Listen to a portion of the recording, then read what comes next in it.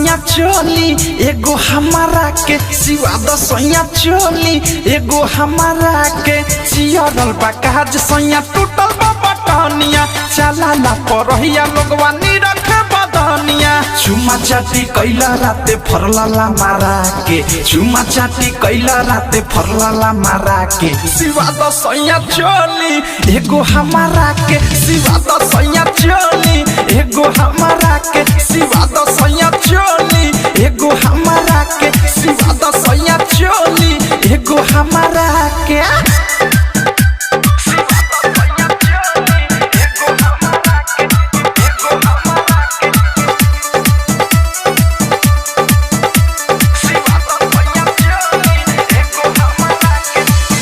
लावा कपड़ा टुकिन एगो राजा रंगीन आज जाके दरजिया के दे दी नाही बोलता रहूं मजा मारता रह तू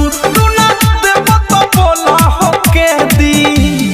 नासा में नासता रह रोजे कमरा के नासा में नासता रह रोजे कमरा के सिवा द सैया चोली एगो हमारा के सिवा द सैया चोली एगो हमारा के सिवा द सैया चोली एगो हमारा के सिवा द सैया चोली एगो हमारा के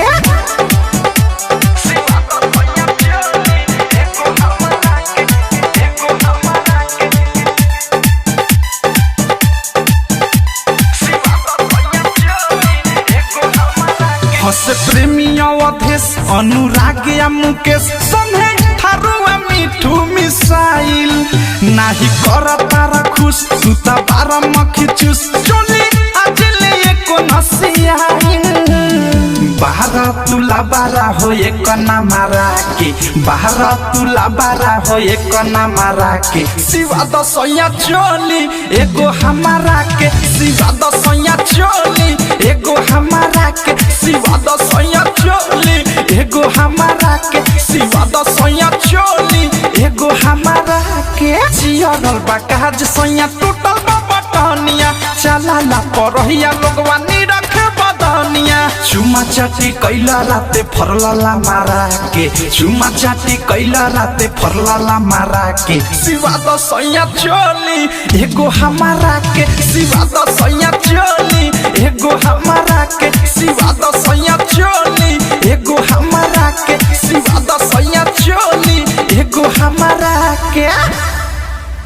RCM म्यूजिक न्यू ऐप अभी डाउनलोड कीजिए हमारे गूगल प्ले स्टोर से और पाए भोजपुरी लोकगीतों का एक से बढ़कर एक ऑडियो वीडियो सॉन्ग बिल्कुल मुफ्त।